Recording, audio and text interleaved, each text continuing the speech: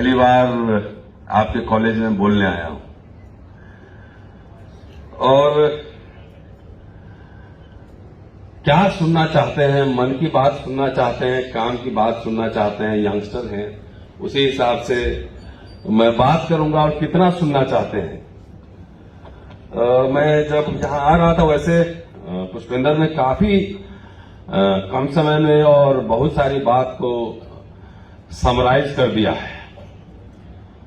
और जब मैं आ रहा था तो मैं सोच रहा था कि डॉक्टर अंबेडकर 1951 में आपके शहर आए थे, लुधियाना, जालंधर, पटियाला, इलेक्शन कैंपेन में आए थे और जालंधर में डीएवी कॉलेज में उन्होंने स्टूडेंट पार्लियामेंट को एड्रेस किया था। तो मैं सोच रहा था कि मैं उस पर आपसे बातचीत करूं, क्योंकि मैं जहां जाता हूं तो मैं हर समय ये तलाश करता हूं कि वहां डॉक्टर अंबेडकर गए थे या नहीं। और किसी सब्जेक्ट पे, जैसे मैं अभी मेरठ बार एसोसिएशन को एड्रेस कर रहा था, तो एडवोकेट्स के बारे में डॉक्टर अंबेडकर के क्या आइडियाज थे, मैं उस पर बात कर रहा था। तो मेरी एक कोशिश होती है कि जहां कॉलेज में जाऊं तो छात्रों के बीच, अपने कलीग्स के बीच वही बात करूं जो डॉक्टर अंबेडकर छात्रों को एड्रेस करते थे या टीचर्स को एड्रेस करते थे। लेकिन यहां पर topic an architect of modern India है। तो मेरे से पहले वक्ता पुष्पेंद्र जी जो कह रही थी, बहुत कुछ बातें आ गई हैं, लेकिन हम मॉडर्न इंडिया से क्या समझते हैं और उसको कैसे डिफाइन करेंगे, एंशिएंट इंडिया से क्या समझते हैं और मिडिवल इंडिया से क्या समझते हैं। और क्या हम इतिहास जब हम पढ़ाते हैं, आई टीच हिस्ट्री, तो हम लोग कहते हैं कि nothing ancient about ancient. Ancient सम्राट एम्परर अशोक थोड़ी कह रहा था कि मैं एंशिएंट इंडिया में रूल कर रहा हूं। तो इस तरह से पढ़ाते हैं, लेकिन for convenience, for the sake of convenience हम पीरियडाइजेशन करते हैं। लीगल टेक्निकल एस्पेक्ट और जो कॉन्स्टिट्यूशनल एस्पेक्ट हैं पुष्पेंद्र जी ने बताया है, और मेरी समझ में as a student of history modern India को हम कैसे समझेंगे, उसके पैरामीटर्स में सोच रहा था। तो मैं ये सोच रहा था कि एक तो जो डेमोक्रेसी है, जो कि कैपिटलिज्म के इमर्जेंस के साथ डेमोक्रेसी आ रहा है, वो nation state, the rise of nation state, और यूनिवर्सल फ्रेंचाइजीज, वोट देने का अधिकार। कि ये वोट जो है अभी आपको बहुत आसान लग रहा होगा, लेकिन ये बहुत ही इंपॉर्टेंट लैंडमार्क है। एंड ये आपको सब्जेक्ट से सिटीजन बनाता है कि अगर कॉन्स्टिट्यूशन नहीं है और वोटिंग राइट नहीं है तो यू आर नॉट सिटीजन। वहां आपके कुछ फंडामेंटल राइट्स, कुछ राइट्स डिफाइंड है। तो ये इंपॉर्टेंट चीज है। इसलिए मैं सोच रहा था कि मैं पार्लियामेंट्री डेमोक्रेसी को बोलूं, और जो शब्द कहने जा रहा हूं वो मेरे नहीं, डॉक्टर अंबेडकर के कई भाषण से कुछ मैंने सारांश निकाले हैं। और जो ऑर्गेनाइजर्स हैं, मुझे लगता है आधा घंटा मुझे बोलना होगा, आधा घंटा या 40 मिनट। तो कई उनके भाषण, मैं हिस्ट्री का छात्र हूं अगर, इसलिए मैं विदाउट रेफरेंस मैं बात नहीं करता। तो चलिए मैं पहला जो उनका जो इंपॉर्टेंट है पार्लियामेंट्री डेमोक्रेसी के ऊपर, ये पूना डिस्ट्रिक्ट लॉ लाइब्रेरी में उनका भाषण है। And lawyers were there and जजेस वर देयर, वहां उनको इनवाइट किया गया था। तो उन्होंने 4 सब्जेक्ट ऑप्शन दिए थे डॉक्टर अंबेडकर ने। Parliamentary democracy, conditions president for the successful working of parliamentary democracy, इस पर भाषण दिया था। और वाकई हम लोग डेमोक्रेटिक नेशन में है नहीं है, एक तो ये इसमें बात करूंगा। दूसरा, उन्होंने वॉइस ऑफ अमेरिका को एक इंटरव्यू दिया था कि जो Indian democracy, future of Indian democracy, future of Indian democracy. समय रहा तो एक अपने कॉलेज, सिद्धार्थ कॉलेज में उन्होंने स्टूडेंट पार्लियामेंट को एड्रेस किया था। उसमें से कुछ पोर्शन, कुछ पॉइंट्स मैं आपको बताना चाहूंगा। और उनका एक और कॉलेज था, मिलिंद कॉलेज, एंड मुझे अच्छा लगा कि मैं यहां आया तो इस कॉलेज का जो ओपनिंग सेरेमनी है और फाउंडेशन स्टोन है वो डॉक्टर राजेंद्र प्रसाद ने रखा था, उनकी कार सामने लगी हुई ऑडी के सामने। और ये कोइंसिडेंस है कि डॉक्टर अंबेडकर जब अपना कॉलेज, मिलिंद कॉलेज औरंगाबाद में खोल रहे थे 20 जुलाई 1952, तो फाउंडेशन स्टोन वहां भी डॉक्टर राजेंद्र प्रसाद ने ही रखा था। ये कोइंसिडेंस। तो मिलिंद कॉलेज के उस ओकेजन पे जो डॉक्टर अंबेडकर का भाषण है, जो उन्होंने लेक्चर दिया था, वो भी थोड़ा एक पोर्शन सुनाना चाहूंगा और बहुत ही हाइलाइट्स दूंगा, रेफरेंस दे दूंगा, आप चाहें तो आप पढ़ सकते हैं। तो जो डिस्ट्रिक्ट बार लाइब्रेरी में जो लेक्चर, उसमें सबसे पहले कुछ इनिशियल फॉर्मुलेशन करते हैं कि आखिर डेमोक्रेसी क्या है, डेमोक्रेसी होने के लिए आपके पास क्या क्या होने चाहिए, और उसके बाद प्री कंडीशंस बहुत सारे बताते हैं, 6-7, जिसमें कॉन्स्टिट्यूशनल मोरालिटी भी है, जिसकी चर्चा पुष्पेंद्र कर रही थी। पहली बात कह रहे हैं कि democracy is not static kind of thing. इसका नेचर जो है डेमोक्रेसी का बदलता रहा। फॉर एग्जाम्पल वो कह रहे हैं, एथेंस के डेमोक्रेसी की बात कर रहे हैं कि 50% पीपल वर स्लेव्स, तो उसका डेमोक्रेसी का नेचर अलग होगा। सेकंड जो बात वो कह रहे हैं कि एक ही मुल्क में, एक ही कंट्री में, एक ही नेशन में डेमोक्रेसी का नेचर भी बदलता रहता है। और एग्जाम्पल इंग्लैंड से कोट कर रहे हैं, कह रहे हैं कि 1688 जो ग्लोरियस रेवोल्यूशन हुआ था, उसके पहले जो डेमोक्रेसी है और उसके बाद जो डेमोक्रेसी है, उसमें डिफरेंस है। सो एक ही कंट्री में, एक ही मुल्क में डेमोक्रेसी का नेचर बदलेगा। एंड 1832 जो रिफॉर्म बिल आया था इंग्लैंड में, उसकी डेमोक्रेसी, उसके पहले की डेमोक्रेसी जो है और उसके बाद की डेमोक्रेसी है, उसमें चेंजेस आएंगे, उसमें फर्क आएगा। तीसरी जो इंपॉर्टेंट बात कह रहे हैं कि it is not only about the nature, the AIIMS also varies. जो एम्स होते हैं, जो अचीवमेंट हमें लेना है, वो भी चेंजेस होते रहते हैं। जैसे पहले का डेमोक्रेसी जो था, जो कॉन्स्टिट्यूशनल मोनार्क जहां पे है, तो वहां पे उसका एम क्या था? द एम वॉज कि जो किंग है, मोनार्क है, उसको कंट्रोल किया जाए, उसको अंकुश लगाया जाए, उसमें उसमें बंदिशें लगाई जाए, पाबंदियां लगाई जाए। लेकिन जो मॉडर्न डेमोक्रेसी है, उसका जो एम है वो डिफरेंट है। वो है वेलफेयर नेशन की ओर, वेलफेयर स्टेट बनाना। ये प्री कंडीशन, कुछ पहले इनिशियल फॉर्मुलेशन देते हैं, देन वो आते हैं कि लोकतंत्र का डेफिनेशन क्या है। तो लोकतंत्र की बहुत सारे डेफिनेशन हुए। एक जो सबसे इंपॉर्टेंट डेफिनेशन उन्होंने दिया है, जो इंग्लिश कॉन्स्टिट्यूशन के ऊपर लिखी किताब है, वॉल्टर बेगॉट की, उन्होंने कहा है कि जो डेमोक्रेसी है, ये बातचीत, डायलॉग के द्वारा चुनी हुई सरकार है।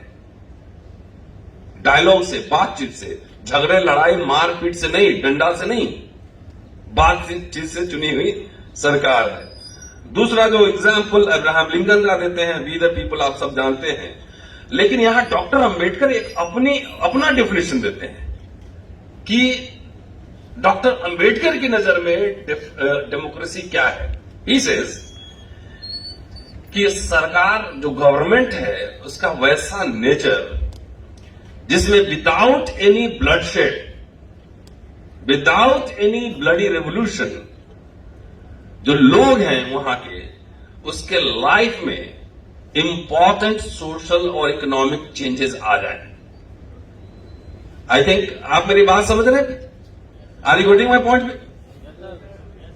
Students, so for Ambedkar democracy का मतलब है without any bloodshed, without any खूनी क्रांति, लोगों के जीवन में ट्रांसफॉर्मेशन आ जाए, सोशल इकोनॉमिक चेंजेस आ जाए। और कहते हैं कि यही जो है, यही ट्रांसफॉर्मेशन, ये डेमोक्रेसी की सबसे कठिन परीक्षा है। चेंजेस तो आ गए, संविधान तो है, लेकिन अभी कभी बीफ खाने पर, कभी माइनॉरिटी के नाम पे, कभी किसी नाम पे पिटाई लग रही, डर से बोल नहीं सकता। तो ये सबसे इंपॉर्टेंट चीज है कि चेंजेस को आप एक्सेप्ट करते हैं कि नहीं करते हैं। Are you ready to accept the change without मारपीट, विदाउट झगड़ा? तब डेमोक्रेसी सही अर्थ में। अब ये कंडीशंस बता रहे हैं कि क्या शर्त है। पहली कि उसमें सोशल इनइक्वालिटीज नहीं होनी चाहिए, एक्सट्रीम सोशल इनइक्वालिटीज नहीं होनी चाहिए। दूसरी शर्त, द रोल ऑफ ऑपोजिशन, कि रोल ऑफ ऑपोजिशन की सरकार को 5 साल के लिए फ्री आप नहीं छोड़ सकते हैं, कि 5 साल की वीटो के अधीन हो, 5 साल वीटो हो, नहीं छोड़ सकते हैं। We have to have a strong opposition, उसके बगैर बात बनेगी नहीं। लेकिन यहां मीडिया में बहुत चुटकी लेते हैं, और हमारे यहां आजकल ऑपोजिशन को सरकार डरवाती है। इसलिए कह रहा हूं डेमोक्रेसी, बिकॉज हम लोग जो बात करते हैं ये हिस्ट्री नहीं है, और हिस्ट्री हम पढ़ते भी इसीलिए है कि उसको कॉन्टेक्चुअलाइज करके समझ सके कि व्हाट इज हैपनिंग नाउ। तो यहां ऑपोजिशन को सरकार सीबीआई, ईडी, इनकम टैक्स से डरवाती है। तो ये एक सक्सेसफुल डेमोक्रेसी की बात नहीं है। इसका मतलब कि आप डरा कर, आप लोगों को डरा कर, धमका कर डेमोक्रेसी को चलाया, this is not good for the health of democracy. ये बात है। यहां पे बहुत ही दिलचस्प एक कोट सुनाना चाहता हूं, मीडिया के बारे में बोलते हैं, और आज जो मीडिया है उससे आप उसको कंपेयर कर लीजिए। लिखते हैं कि अनफॉर्चुनेटली जो हमारे देश के अखबार हैं, किसी कारण से, और खास तौर से कहते हैं रेवेन्यू की वजह से, विज्ञापन, एडवर्टीजमेंट की वजह से, जो गवर्नमेंट का जो पक्ष है, जो गवर्नमेंट का लाइन है, उसको खूब एडवर्टीजमेंट देता है, खूब प्रचारित करता है,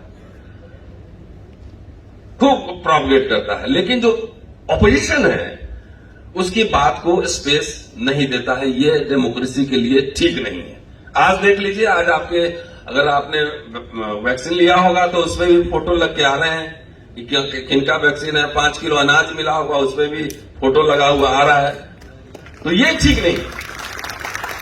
एंड जो whatever you are giving, it is not your money, it is hard earn money.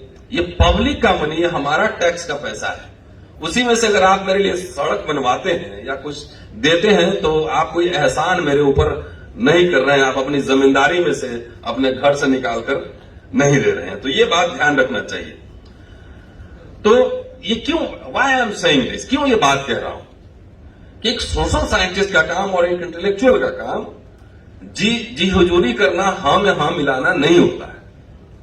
कि boss is always right, no, not at all. Boss is not always right, ये करना होता है। इसलिए ये जो डेमोक्रेसी हम रह रहे हैं, जिसमें हम बाहर जाते हैं तो कहते हैं कि हम विश्व गुरु हैं और भारत में डेमोक्रेसी है। तो जो अंबेडकर ने पैरामीटर्स दिए थे सक्सेसफुल डेमोक्रेसी के, वो पैरामीटर्स आप पूरा कर रहे हैं कि नहीं कर रहे हैं, आपका लिटमस टेस्ट करेंगे, पूछेंगे आपसे, कोई भी सरकार। चलिए, यहां पे बहुत सारे एग्जांपल्स दे रहे हैं। तीसरा जो बात कह रहे हैं वो इंपॉर्टेंट बात है। तीसरी बात कि equality before administration, equality before law तो है भाई। कह सकते हैं कि आप संविधान में, कॉन्स्टिट्यूशन में सब कुछ, एवरीथिंग इज रिटन, सबको राइट है, फंडामेंटल राइट है, एवरीथिंग इज डिफाइंड। लेकिन क्या इक्वलिटी बिफोर एडमिनिस्ट्रेशन है या नहीं है, इस पर डिपेंड करेगा कि आपकी डेमोक्रेसी कितनी पावरफुल है, वो चलेगी या नहीं चलेगी। इक्वलिटी बिफोर एडमिनिस्ट्रेशन का क्या मतलब है? मतलब ये है कि हम कलेक्टर के पास जाते हैं, मैं जाता हूं और पुष्पिंदर जाते हैं, और दोनों का क्वालिफिकेशन सेम है, लेकिन उसकी टोपी सरकार की टोपी से मिलती है, रंग मिलता है, और मेरी टोपी का रंग जो है, कलर, सरकार की टोपी से नहीं मिलता है। तो उसका काम हो जाएगा और मेरा काम नहीं होगा, भले ही उससे ज्यादा पॉइंट हमारे पास हो। तो इक्वलिटी बिफोर एडमिनिस्ट्रेशन नहीं हुआ। कोई मर्डर हो जाता है,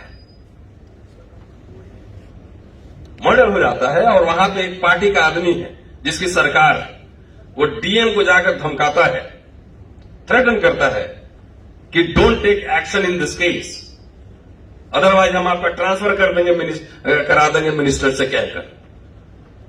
और वो डीएम अगर एक्शन नहीं लेता है तो इक्वलिटी बिफोर एडमिनिस्ट्रेशन नहीं है। और यहां फिर वो एग्जाम्पल अमेरिका से देते हैं और कहते हैं कि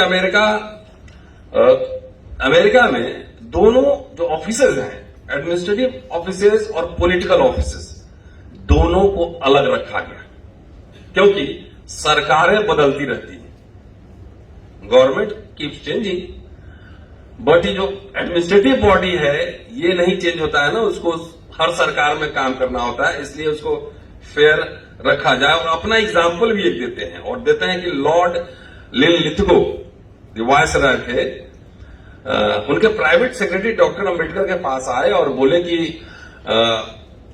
लॉर्ड लिनलिथगो के नाम पर यहां न कोई स्मारक है, न कोई रोड है, कुछ भी नहीं है, आप कुछ कर दीजिए। अंबेडकर अपने प्राइवेट सेक्रेटरी से पूछते हैं कि क्या ऐसा हम कुछ कर सकते हैं।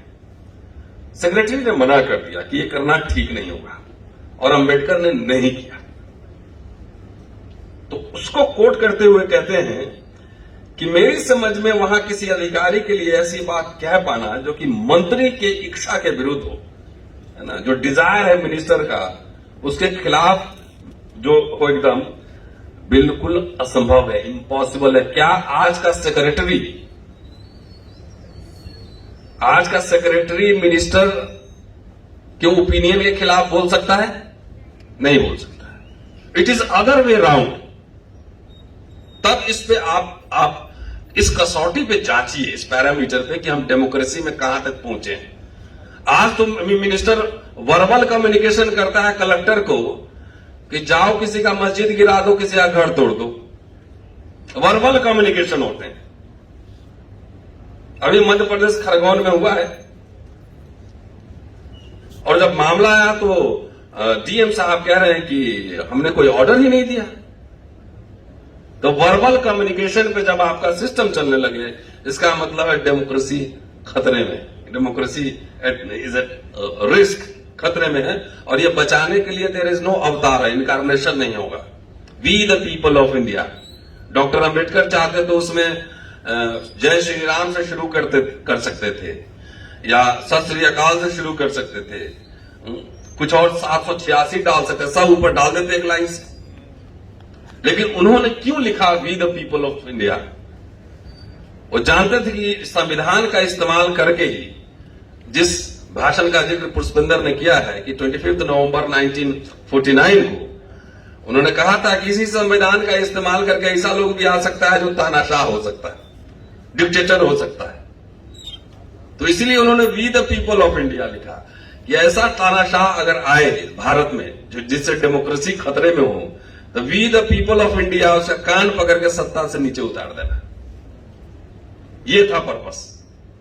और हम लोग देख रहे हैं कि हमारा डेमोक्रेसी स्ट्रेंथन हुआ है या वीकन हुआ है, कमजोर हुआ है। ये हमको इसका एग्जामिनेशन करना होगा। जो अगली जो शर्त है, जो जिसकी बात हो चुकी है, कॉन्स्टिट्यूशनल मोरालिटी। कॉन्स्टिट्यूशनल मोरालिटी क्या है? और ये लाइन में कोट करता हूं, अंबेडकर को कृपया भगवान न बनाए, गॉड न बनाए। Ambedkar was a human being. हार मांस, ऐसे हाथ, 2 ही हाथ थे उनके, 10 हाथ नहीं थे। जैसे आप मटन खाते हो, वही मटन के बहुत शौकीन थे। तो उनको भगवान न बनाए। उन्होंने अपने ही कॉन्स्टिट्यूशन के बारे में जो कहा है वो इंपॉर्टेंट है, लैंडमार्क है। कह रहे हैं कि लोग आजकल कॉन्स्टिट्यूशन के लेके बहुत ही उत्साह में, बहुत खुश हैं, लेकिन मैं नहीं। और मैं उन लोगों के साथ बिल्कुल खड़े होने के लिए तैयार हूं जो कॉन्स्टिट्यूशन को हर हालत में खत्म करना चाहते हैं। Why he was saying that? इसको लोग गलत कॉन्टेक्स्ट में एक्सप्लेन करते हैं कि अंबेडकर संविधान खुद ही खत्म करना चाहते थे। उनको आधी बात बताते हैं, आधी नहीं बताते हैं। जैसे कार्ल मार्क्स के बारे में एक कोट है कि कार्ल मार्क्स ने रिलीजन को ओपियम कहा है, कि religion is the opium of the society. ये आपको बता दिया जाएगा, लेकिन अगला लाइन क्या है ये नहीं बताया जाएगा। But it is the soul of the soulless people, ये भी अगला लाइन है। आधा गिलास पानी है, आप कह रहे हो कि आधा खाली है, किसी ने कह दिया आधा भरा हुआ है, दोनों सही। तो आधी बात हर समय कंफ्यूजन क्रिएट करती है। डॉक्टर अंबेडकर ने कहा कि मैं वैसे लोगों के साथ हूं जो इस कॉन्स्टिट्यूशन को बदलना चाहते हैं, बिकॉज कारण अब सुनिए कि ये कॉन्स्टिट्यूशन है, एक लीगल प्रोविजन है, ये सिर्फ स्केलेटन है, अस्थि पंजर है, हड्डी है पूरा, और इसका जो ब्लड और फ्लैश क्या है वो है कॉन्स्टिट्यूशनल मोरालिटी। अगर कॉन्स्टिट्यूशनल मोरालिटी नहीं हो तो ये संविधान कुछ नहीं, तो हम भी बदलना चाहते हैं, क्योंकि कॉन्स्टिट्यूशन में कॉन्स्टिट्यूशनल मोरालिटी को फॉलो करने का कुछ तो दिया हुआ है नहीं। और इस एग्जाम्पल देते हैं अमेरिका से, कि वॉशिंगटन एग्जाम्पल देते हैं कि वॉशिंगटन का अमेरिकन हिस्ट्री में वही पोजीशन है जो एक गॉड का हो सकता है। अगर वो चाहते तो आजीवन भारत अमेरिका के प्रेसिडेंट, यूएसए के प्रेसिडेंट रहते, लाइफ लॉन्ग। लेकिन एक बार प्रेसिडेंट होने के बाद दोबारा लोगों के पास गए कि आप प्रेसिडेंट बनिए, and Washington denied.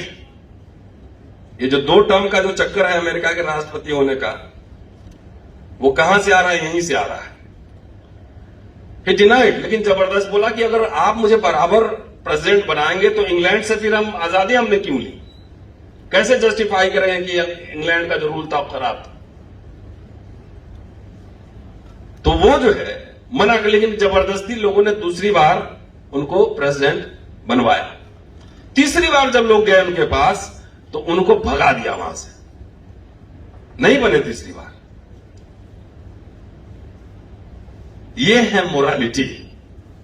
Dynastic rule से वन मैन आर्मी, वन एक आदमी की कोई जो डिजायर है वही एवरीथिंग, ये डेमोक्रेसी नहीं है। ऐसे इंग्लैंड के हिस्ट्री से कई एग्जांपल्स दे रहे हैं कि जहां पे बहुत ऐसे अवसर आए। मैं ईमानदार इसलिए नहीं हूं कि सामने हमारे पास डायमंड नहीं रखा हुआ, प्लेटिनम नहीं रखा हुआ है। जब उसके खजाने में बैठा हूं और उसमें से अगर नहीं लेता हूं मैं, देन आई एम ऑनेस्ट। तो कॉन्स्टिट्यूशनल मोरालिटी हमारे देश में है कि नहीं है, ये इंपॉर्टेंट है। That we have to examine as a citizen of this country. Examine करना है हमें जो देश के हुक्मरान हैं उनसे सवाल पूछना है। सवाल नहीं पूछेंगे, वही बात डॉक्टर अंबेडकर कह रहे हैं कि ये सवाल नहीं पूछेंगे तो गड़बड़ है मामला। आगे कहते हैं कि डेमोक्रेसी कैसे सक्सेसफुल होगा, कि मेजोरिटी जो है माइनॉरिटी को दबाए नहीं। ये बहुत इंपॉर्टेंट फैक्टर अंबेडकर लिख रहे हैं कि माइनॉरिटी जो है वो मेजोरिटी जो है माइनॉरिटी को दबाए नहीं तो यहां पे रिवोल्ट के टेंडेंसीज उभरेंगे। इस कॉन्स्टिट्यूशन डेमोक्रेसी को ध्वस्त करने की पूरी सी, उसको खत्म करने की पूरी पॉसिबिलिटीज हैं। माइनॉरिटी और मेजोरिटी का सवाल जो है वो इंपॉर्टेंट है, और एग्जाम्पल इंग्लैंड से फिर दे रहे हैं। अब यहां देखिए क्या हो रहा है। क्या जो लिगेसी डॉक्टर अंबेडकर या जवाहरलाल नेहरू या गांधी, उनमें तमाम तरह के मतभेद थे, आइडियोलॉजिकल डिफरेंसेस थे, लेकिन वो मॉडर्न इंडिया बनाना चाहते थे। मैं एक यूट्यूब चैनल चला रहा हूं, शायद यहां तो टाइम कम मिले, अंबेडकर नामा नाम है, उसको जरा देखिएगा। उसमें कम से कम 500 वीडियोस हमने अंबेडकर के राइटिंग्स के ऊपर बनाए हैं। कि हम जानते हैं कि सब लोग पढ़ नहीं सकते हैं, तो कम से कम पढ़ नहीं सकते हैं तो कभी खोल के देख लीजिए, सुन लीजिए कि अंबेडकर ने इस चीज पे क्या कहा है, पेज नंबर और रेफरेंस के साथ। तो ये बात समझना है कि आज तो जो सीएम का जो कैंडिडेट है वही कहता है कि 80 वर्सेस 20 है। कब्रिस्तान और क्या क्या बात इलेक्शन में आप सुनते हो इसी मुल्क में। तो इसका मतलब है कि democracy again is at risk.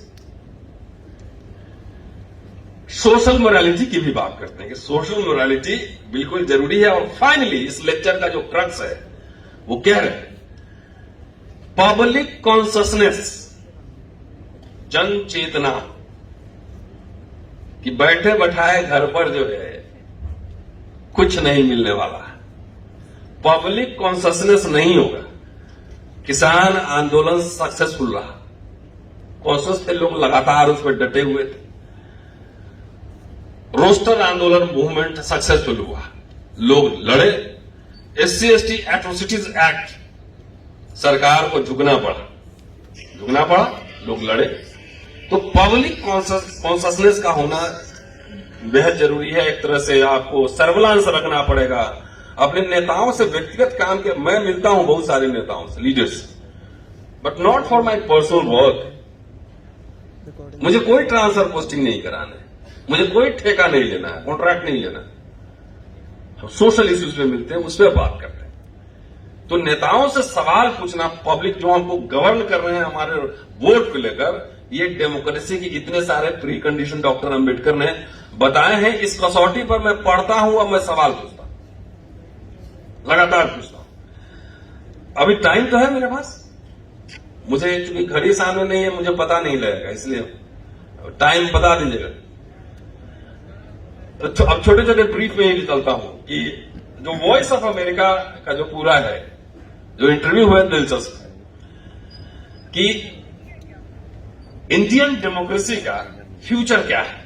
इसी पे पूरा इंटरव्यू कहते हैं कि जब हम डेमोक्रेसी बात करते हैं तो उसमें कम्युनिटी की फीलिंग आती है, जिसमें यूनिटरी एक रूप हम लोग सब है। यहां कहते हैं कि क्या इंडियन सोसाइटी में इस तरह के आइडियल्स दिखते हैं क्या, कि जैसे हम भारत बोले तो सब लोग एक तरह से दिखे, एक तरह से गले मिले।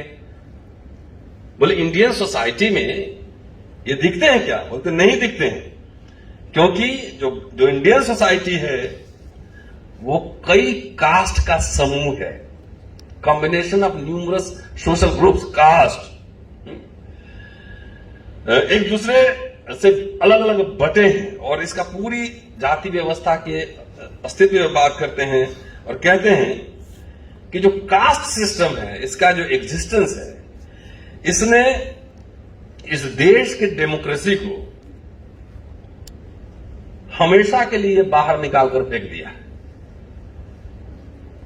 और अगेन मैं 25 नवंबर 1949 का जो उनका पार्लियामेंट के अंदर जो स्पीच है, उससे रेफरेंस मैं कोट कर रहा हूं कि जातियां राष्ट्र विरोधी होती हैं, कास्ट इज एंटी नेशनल। और जब तक ये भारतीय समाज इस तरह से जातियों में बिखरा हुआ एक राष्ट्र नहीं बन सकता, एक नेशन नहीं बन सकता। लेकिन सवाल यह है कि जाति को खत्म कौन करे? सवाल तो यह है, अगर लुधियाना का एक दिहाड़ी मजदूर वो बोले कि मैं पूंजीवाद खत्म कर दूंगा और कैपिटलिज्म खत्म कर दूंगा, सब लोग बराबर कर दूंगा, होगा उससे? वो तो अडानी अंबानी जब चाहेगा, जो टॉप पे है या उसके जो पॉलिटिकल कोलैबोरेटर्स हैं पार्लियामेंट में, पॉलिटिकल क्लास चाहेगा तभी तो होगा। तो जाति व्यवस्था कौन खत्म करेगा? क्या यहां के जजेस, सुप्रीम कोर्ट के जजेस, यहां के मिनिस्टर, यहां के गवर्नर्स, 70 साल में आपने देखा है कि इन्होंने कोई जाति व्यवस्था खत्म करने के लिए कुछ बनाया हो? देखा है आपने किसी ने? Yes, no. तो जो एलीट है समाज का, जो सोसाइटी का एलीट है, यहां सुप्रीम कोर्ट के जजेस हो, हाई कोर्ट के जजेस हो, मिनिस्टर्स हो, गवर्नर्स हो, इंटेलेक्चुअल्स हो, प्रोफेसर हो, किसी ने कोई जाति खत्म करने का कोई आंदोलन, कुछ लेजिस्लेचर पास किया? कहां से आएगा डेमोक्रेसी जब कास्ट उसी कॉन्स्टिट्यूशन का आप ओथ लेते हैं, शपथ लेते हैं, आप कुर्सी पे बैठ के वो बहुत सारे ऐसे काम करते हैं जो उसी कॉन्स्टिट्यूशन के खिलाफ है। इस इंटरव्यू में वो बार बार एक बात कह रहे हैं कि यहां पे सब मैं रिपीट नहीं करूंगा, कि जात के नाम पर वोट देता है, जात जात में शादी ब्याह होता है, खाना भी वैसे ही खाता है। अगर इंडस्ट्री में जाएं तो इंडस्ट्री में भी अपने कास्ट वाले को टॉप पोजीशन पे देते हैं। जो उनके सीईओ बनेंगे या बड़े मैनेजर बनेंगे वो कास्ट ढूंढ के लाते हैं। यूनिवर्सिटी में बाई चांसलर बनाएंगे तो अपने कास्ट वाले को ज्यादातर ढूंढ के लाएंगे, प्रोफेसर बनाएंगे वैसी बनाएंगे। उसके बाद जो आप प्रॉपर्टी का जो लिगेसी छोड़ते हैं वो भी कहते हैं कि मारवाड़ी मारवाड़ी को देता है, पारसी पारसी को देता है, ब्राह्मण ब्राह्मण को देता है। तो ये हर जगह स्ट्रक्चर्ड है, हर जगह स्ट्रक्चर्ड है। चूंकि caste system is created by the learned Brahmins, not the illiterate Brahmins. Caste system was created by learned Brahmins, धर्मशास्त्रकार।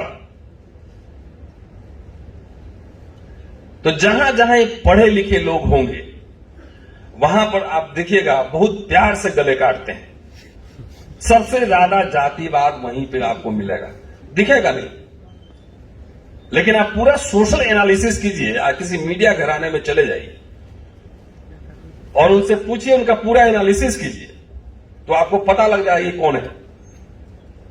University में चले जाइए, कोई वाइस चांसलर आया तो देखिए जितने प्रोफेसर से अपॉइंट हो रहे हैं टॉप पोजीशन पे, वो कौन कौन लोग हैं।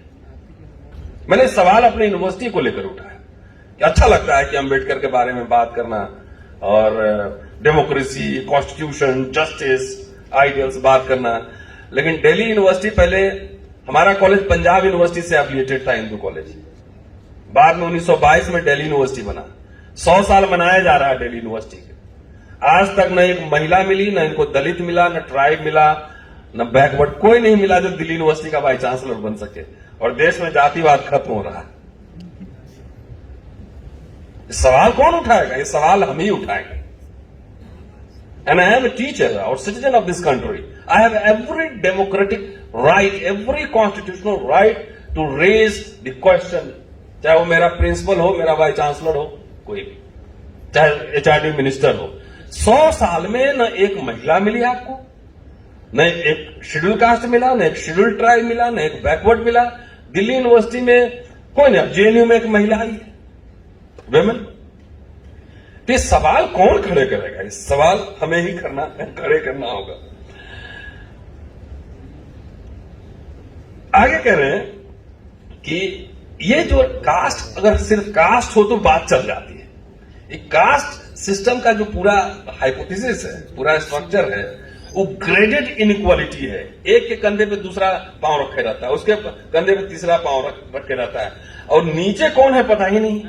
नीचे में भी एक हायरार्की सा पूरा बना रहा है, ग्रेडेड इनइक्वालिटी है। और ये जो है पूरी डेमोक्रेसी की जड़ें खोद देता है। ये दीमक की तरह कास्ट सिस्टम डेमोक्रेसी को कमजोर करता है। SC/ST कमीशन बना हुआ है। अभी पंजाब के ही आपके विनय सावला साहब चेयरमैन थे, अभी उन्होंने शायद रिजाइन कर दिया है, विधानसभा चुनाव लड़ रहे थे। इस देश में एट्रोसिटीज हो रही हैं, रेप हो रहे हैं, मर्डर हो रहे हैं, रोज सोशल मीडिया पे वीडियो वायरल हो रहा है। क्या वो कमीशन प्रॉपरली काम कर रहा है, या कि सिर्फ व्हाइट एलिफेंट है, सफेद हाथी, माइनॉरिटी कमीशन है बना हुआ है? क्या वो काम कर रहा है ठीक से? ये सवाल हमें उठाने पड़ेंगे। और फिर कहते हैं कि जाति खत्म कैसे होगा? कह रहे हैं कि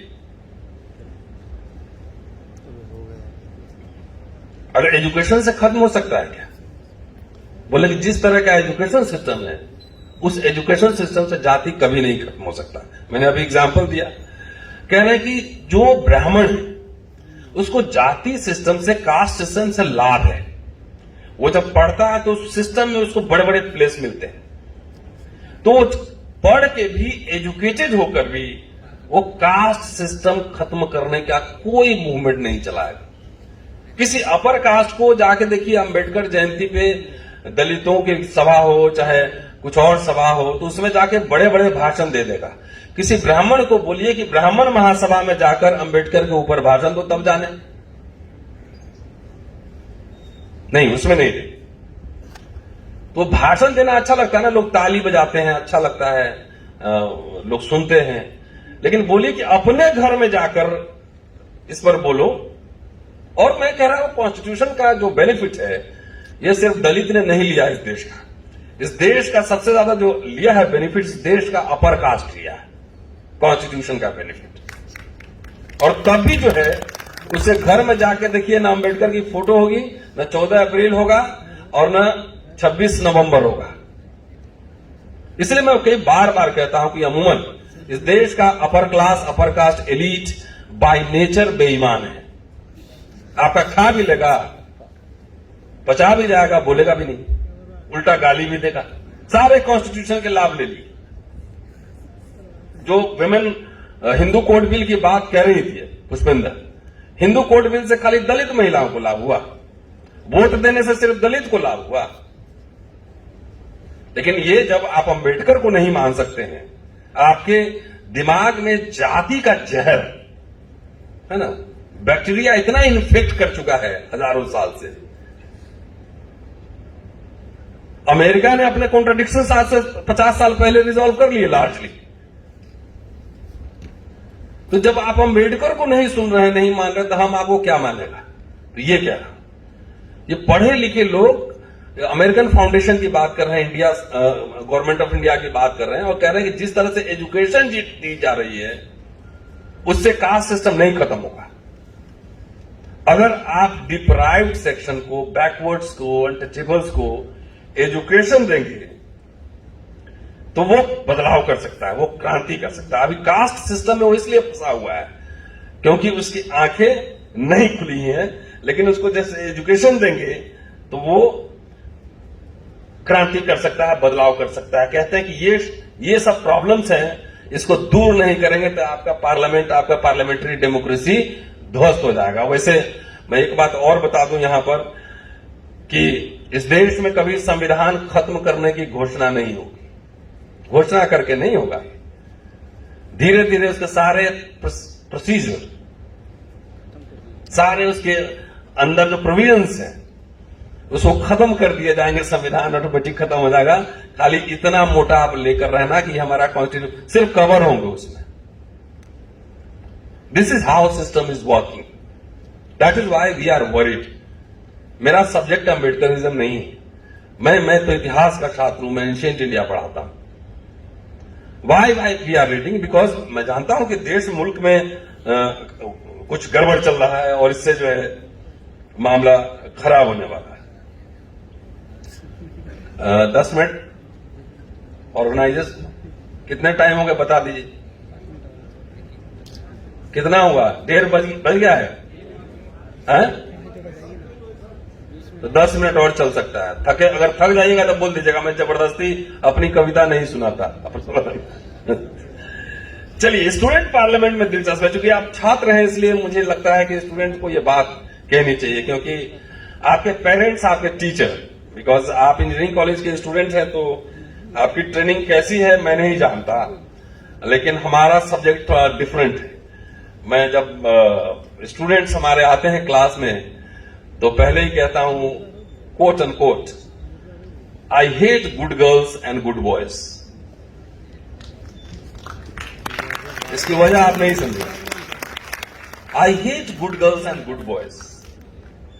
जो गुड बॉयज, गुड गर्ल्स होते हैं ना, पूरा बटन टाई लगा के, जी मैम, जी यस सर, वैसे लोग पसंद नहीं। क्योंकि हिस्ट्री जो है, हिस्ट्री की हम कथा नहीं पढ़ते हैं, we are not story tellers, कथावाचक नहीं है। History teaches you to question, सवाल पूछिए। और मैं अपने स्टूडेंट को कहता हूं कि आपकी ये जिम्मेदारी है कि आप मेरे से लगातार हमारे क्लास में आकर देखिए। लगातार मेरे बहुत सारे स्टूडेंट मेरे आइडिया से एग्री नहीं करते हैं, लेकिन बहस चलता रहता। तो हम लोग इंसान को समझते हैं कि आदमी को इंसान कैसे बनाया जाए, why, when, where, how, what, यही 5 वर्ड है हमारे सब्जेक्ट का। कैसे हुआ, क्यों हुआ, कब हुआ, तो सवाल पूछना। तो पॉलिटिक्स स्टूडेंट को क्या करना चाहिए? बिकॉज आपके सबके पेरेंट्स बोलेंगे कि गुड बॉयज गुड गर्ल्स बनो, 22 साल में एक अच्छी नौकरी हो जाए, साहब बने, और उसके बाद शादी हो जाए, आइडियल थिंकिंग मैं बता रहा हूं। शादी हो जाए, एक बढ़िया 4 बेडरूम घर हो और उसमें एसी लगा हो, लग्जरी गाड़ी हो, और 25 साल में ही बेटा सेट हो गया। सेट होना समझते हैं, ये कैरियर सेट हो गया, लाइफ बन गई। मैंने कहा भैया ऐसा है, लाइफ सेट नहीं हुआ। सेट तो जो है जब मकान बनता है, जब बिल्डिंग आप बनाते हैं, ये बिल्डिंग तो इसमें मसाला जो होता है, ये सीमेंट एंड रोड़ी और जो तमाम केमिकल्स होते हैं, मसाला आज मसाला डालते हैं तो कल टेस्ट करते हैं कि सेट हुआ कि नहीं मसाला, कल पता लगता है कि मसाला सेट हो गया। तो वो लोग मर तो गया वो 25 साल में, दफना हुए खाली 75-80 साल में। 25 साल का आदमी सेट हो जाएगा। मैं तो 50 साल का होने जा रहा हूं, आज भी लगता है कि मैं बीए में ही पढ़ रहा हूं, मैं कभी सेट ही नहीं होता। हर समय नए नए सवाल आते रहते हैं, दिमाग चलता रहता है, बोलता रहता हूं, लिखता रहता हूं। तो आप लोगों से कितने लोग सेट होने जाना चाहते हैं कि जिसको कोई बुद्धि का काम ना करना पड़े? तो बुद्धि का काम, इंटेलेक्चुअल सब सेट हो जाएगा। तो आप कहां से लाएंगे इंटेलेक्चुअल्स, कहां से लाएंगे हिस्टोरियन, कहां से लाएंगे पॉलिटिकल साइंटिस्ट, कहां से लाएंगे साइंटिस्ट, कहां से लाएंगे इकोनॉमिस्ट? जब नहीं आएंगे तो प्लेसमेंट सेल के थ्रू जो कंपनी वाले आते हैं बकड़ा तलाशने, बकड़ा ढूंढते हैं ना, यहां आते हैं तो आप से कोई मोटा तगड़ा बकड़ा होगा जो काम कर सकता है, उसको पकड़ के कंपनी में ले जाता है। 20 लाख देगा, 80 लाख का काम लेता है। 40 साल में जो आपका स्पाइनल कॉर्ड है ना, रीढ़, वो इंद्रधनुष बन जाता है, इससे धनुष।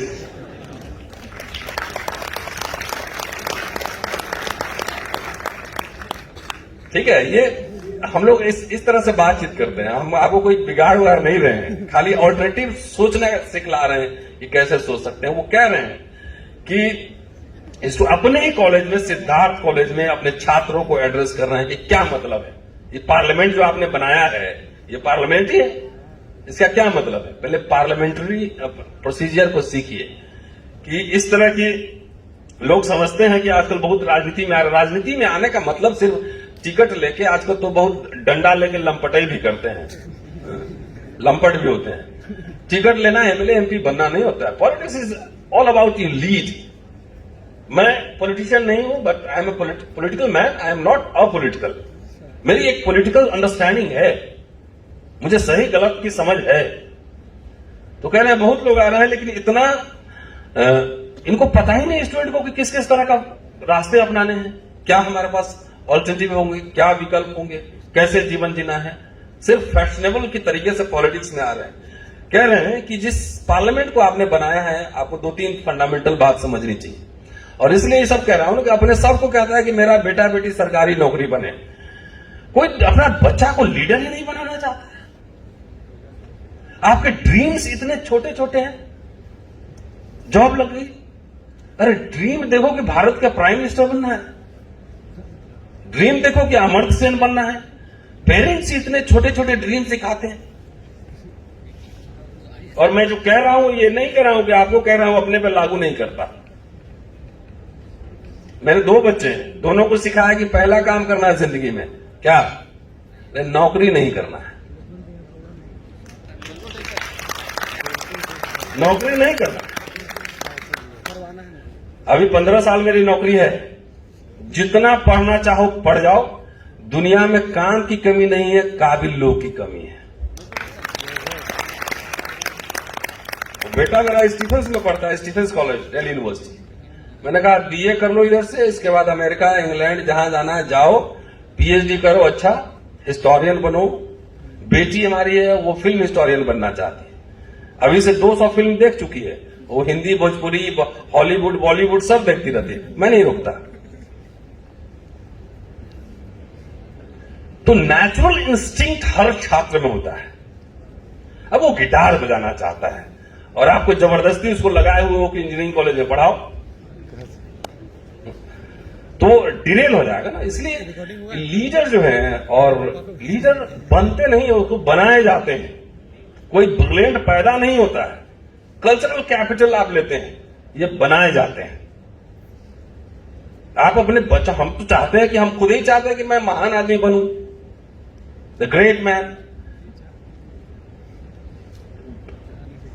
जितने लोग डॉक्टर अंबेडकर के जमाने में थे, मैंने एक हिस्टोरियन के ऊपर पीएचडी की है और कई किताबें पब्लिश कर चुका हूं, काशी प्रसाद जायसवाल। उन्होंने एक आर्टिकल लिखा था जब वो ऑक्सफोर्ड में पढ़ रहे थे कि यूरोप और हमारे विचार, और 11 पॉइंट उन्होंने डिफरेंस के बताए थे। उन्होंने कहा था कि इंग्लैंड में लोग बहुत ही एम्बिशियस होते हैं, वो छात्र जीवन में ही कहते हैं कि मुझे वॉयसराय बनना है, और हमारे यहां के लोग को इतना ही छोटा रहता है। तो एम्बिशियस होना चाहिए। वो कह रहे हैं कि politics is a difficult task, कि पहले अपने जो डिजायर, मन का विकास करिए, क्या एम्स ऑब्जेक्टिव है उसको एक्सटेंड कीजिए, सोचने की क्षमता, थिंकिंग माइंड, सेट मत होइए, मैंने अभी सेट कहा था, थिंकिंग माइंड होने चाहिए, आप लगातार सोचते रहिए। और सबसे इंपॉर्टेंट चीज, दी टफ क्वेश्चंस का आंसर तलाशने की कोशिश कीजिए, इतना आसान नहीं है। दूसरी बात कि जो आपके पास ताकत है, जो पावर है, फोर्स है, जो एबिलिटी है, जो लक्ष्य है आपका, एम्स है, और ताकत का इस्तेमाल कर इस देश की जनता, पब्लिक एट लार्ज, उसके जो प्रॉब्लम्स हैं उसको प्रॉब्लम्स को रिजॉल्व करने में लगाइए। दुनिया में महान लोग वो नहीं होते हैं जिनके पास $1 बिलियन ही खाली हो। महान लोग वैसे लोग भी होते हैं जिनके पास ₹1 भी नहीं होते हैं।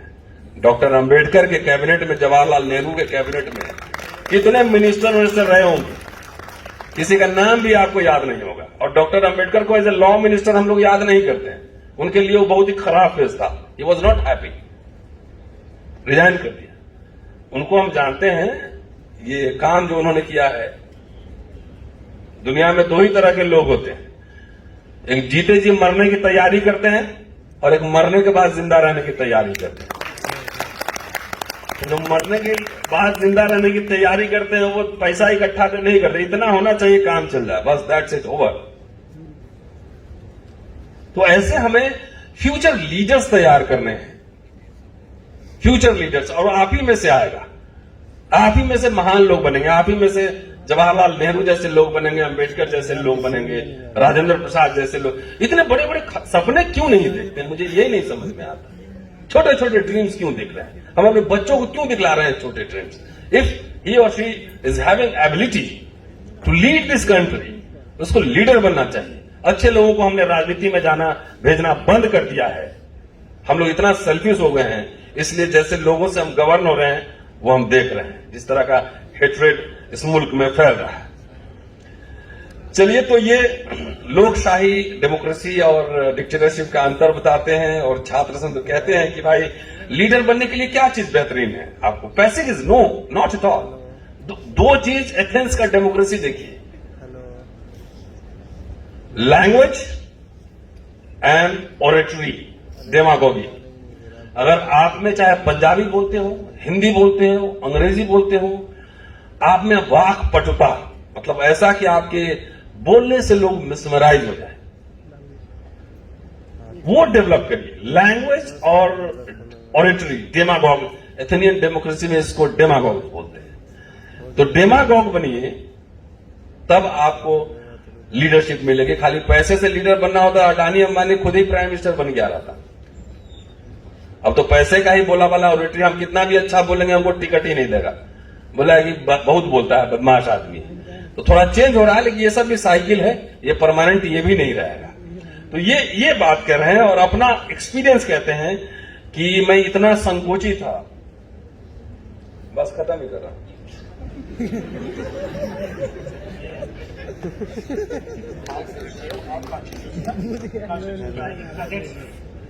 यही सब तो बोल रहा हूं, कॉन्स्टिट्यूशन कैसे बचाना है। घर में बैठे बैठे तो बचेगा नहीं। कॉन्स्टिट्यूशन बचाने के लिए अगर आपको लग रहा है तो इसके लिए तो लड़ना पड़ेगा, और लड़ना पड़ेगा उसके लिए सड़क पर उतरना पड़ेगा। और मैंने मेजॉरिटी और माइनॉरिटी की बात कही, डॉक्टर अंबेडकर इसी भाषण में कह रहे हैं कि आपको डिबेटर होना चाहिए। दूसरी बात है कि कॉन्शसनेस का क्या लेवल, कि अगर हमारे किसी माइनॉरिटी के आदमी के साथ या किसी के साथ अगर कोई अनहोनी हो रही है, जो खराब बात हो रही है, उसका एक्सप्लॉइटेशन हो रहा है या ऑपरेशन हो रहा है, तो हमारे अंदर वो फीलिंग है या नहीं है। वो यहां पर साउथ अफ्रीका का एग्जांपल दे रहे हैं कि वहां पर जब इंडियंस के अगेंस्ट जब डिस्क्रिमिनेशन हो रहा था तो वहां व्हाइट लोगों ने जो है, व्हाइट लोग उन्होंने इंडियंस के फेवर में मूवमेंट चलाया, मोर्चा लगाया। अमेरिका की लड़ाई देखिए, जब ब्लैक्स के अगेंस्ट हो रहा था तो ब्लैक्स के फेवर में व्हाइट ने मोर्चा लगाया। भारत में एक बात बताइए तो दलित एट्रोसिटीज हो जाए, मुसलमान को पीट दे, कुछ हो जाए, मार दे, हत्या कर दे, मर्डर कर दे, कोई यहां का ठाकुर महासभा और ब्राह्मण महासभा से कोई कंडेमनेशन आता है तो कैसे बचेगा डेमोक्रेसी? आप बताइए, कहीं से आता है?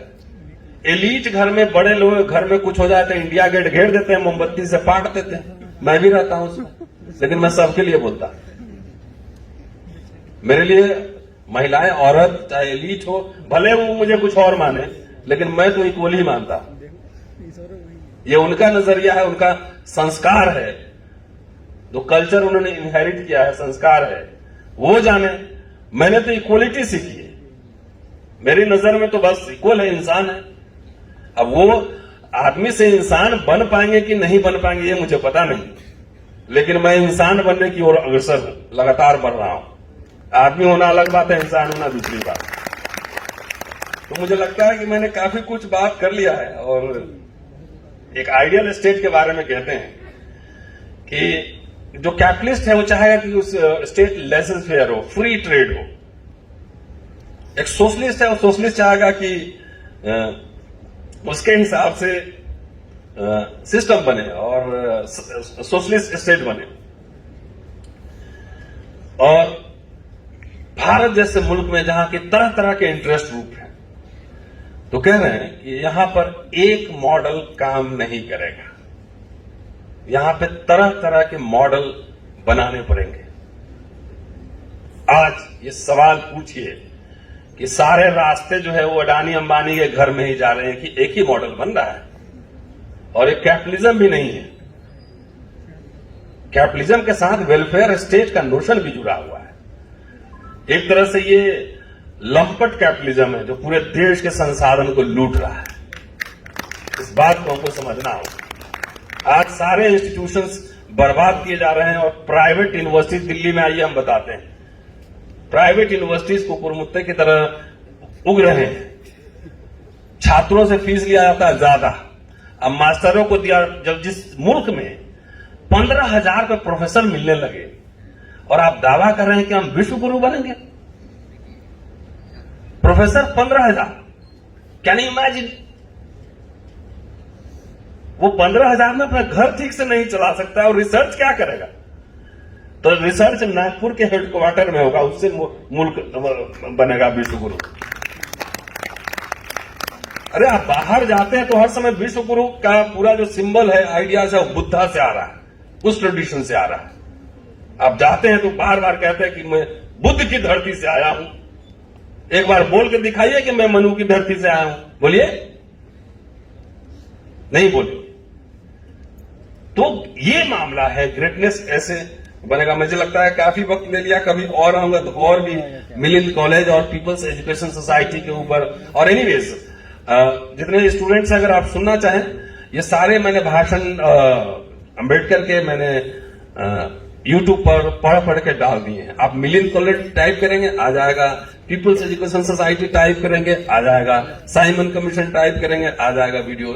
तो उसमें कुछ नहीं, कभी कभी अगर टाइम मिले तो ऐसे इंटरटेनमेंट के ख्याल से भी कभी कभी देख ले। एक चलते चलते एक बात मैं कहना चाह रहा हूं कि डॉक्टर अंबेडकर लास्ट में बहुत दुखी थे, और यहां थोड़ा मैं एग्री भी नहीं कर रहा।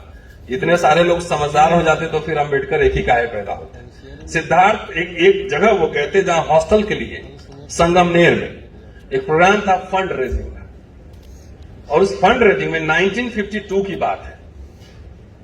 वो कंक्लूडिंग पोर्शन कह दे रहा हूं, उसके बाद खत्म करता हूं। कह रहे हैं कि आप जो सोशल वर्क कर रहे हैं उससे मुझे एक सेटिस्फैक्शन है आपके, लेकिन लोगों से एक सवाल करने का मन करता है कि जिस समाज के बच्चों को आप खुद इतनी मुश्किलें झेलकर इतना कष्ट उठाकर जिस समाज के बच्चों को आप इतना शिक्षा दे रहे हैं, एजुकेशन दे रहे हैं, क्या कभी सोचा आपने कि शिक्षा प्राप्त करने के बाद ये बच्चे अपने समाज के प्रोग्रेस के लिए कुछ काम करेंगे या नहीं करेंगे, अपने सोसाइटी के लिए कुछ पे बैक करेंगे, रिटर्न करेंगे कि ना? आपने कोई एफिडेविट लिखवाया? तो लोग कह रहे हैं नहीं। तो फिर कह रहे हैं कि समाज की सेवा करने के लिए हमारे बीच से कुछ बच्चे तैयार होने चाहिए। इसी सोच के साथ मैंने सिद्धार्थ कॉलेज शुरू किया था, लेकिन एक्सपीरियंस बहुत खराब है। आप लोग के लिए भी कह रहा हूं, या आप लोग के लिए, छात्रों को ये बोल रहे थे, इन बच्चों का बिहेवियर ऐसा होता है कि शिक्षा पाने के बाद, एजुकेशन के बाद बड़ी नौकरी मिली कि बस हो गया, साहब हो गया अपना काम। मैं कौन हूं, मुझे किसने पढ़ाया, किसने एजुकेशन दिया, कोई अता पता नहीं। मुझे शिक्षा देने के लिए उन्होंने कितने कष्ट सहे, कितने प्रॉब्लम झेले, इस बात का थोड़ा सा भी एहसास इन बच्चों को नहीं होता। पढ़ाई पूरी करने के बाद वे अपने समाज को भूल जाते हैं। ऐसे लोगों को क्या कहें, ये मेरी समझ में नहीं आता। इसलिए आप जो इतना मेहनत कर रहे हैं, काम कर रहे हैं, वह बेकार है, ऐसा आजकल मुझे लगने लगा है। वरना हमें कुछ ऐसा करना होगा कि जिससे उन पर कोई बंधन रहेगा। किसके बच्चे को बोर्डिंग में लाया जाएगा, उन्हें शिक्षा कौन देगा, और इतना करने के बाद वे समाज की ओर देखते भी नहीं। क्या यह एहसान फरामोशी नहीं? मैं अपनी जिंदगी आपके भले के लिए समर्पित कर रहा हूं। I am dedicating my life to your welfare.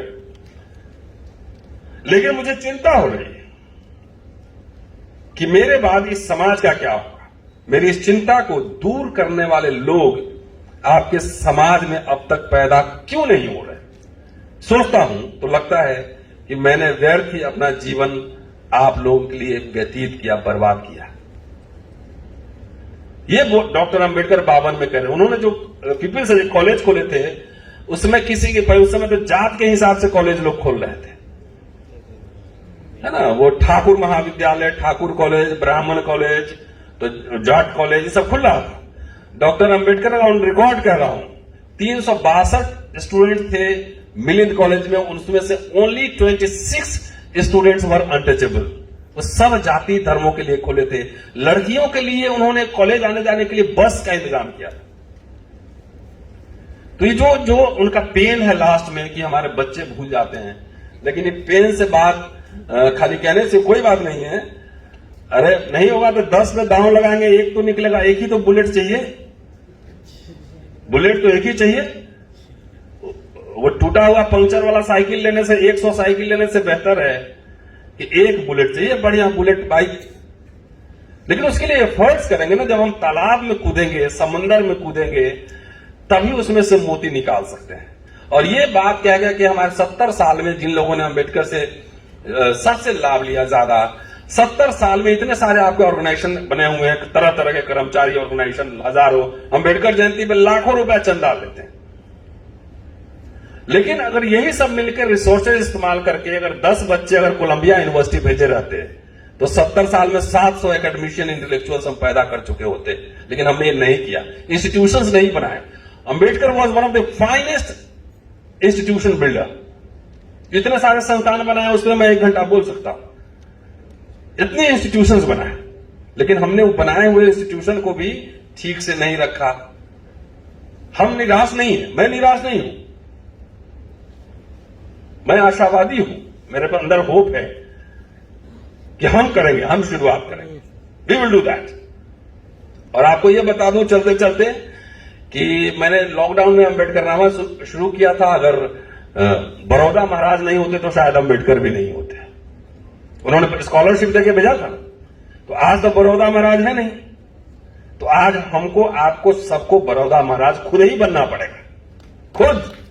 और जो टैलेंटेड स्टूडेंट हैं, ध्यान रहे कि पैसे के अभाव में किसी की पढ़ाई नहीं रुके। यही अंतिम बात कह रहा हूं। और इसलिए कह रहा हूं कि पिछले 6 महीने में 2 स्टूडेंट को अंबेडकर नामा से हमने एक को लंदन और एक को जर्मनी पढ़ने के लिए फंड मोबिलाइज किया है। अगर आप वीडियो देखेंगे Raja Chaudhary is doing LLM from London, 24 lakh रुपए उसको फंड मोबिलाइज आप ही लोग से लिए, और एक को अभी जर्मनी जा रहा है पढ़ने, उसको 10 लाख का फंड दिया है। ऐसे सब लोग मिलेंगे तो यहां इनको जो करना है करने दीजिए। जब हमारे वहां से पॉलिटिकल साइंटिस्ट, हिस्टोरियन, CA पढ़ के आएंगे, जब अच्छे सेनापति हमारे पास रहेंगे, तब ये बुलडोजर की लड़ाई हमें बुद्धि से करना है, ये ध्यान रहे। शुक्रिया। जय हिंद।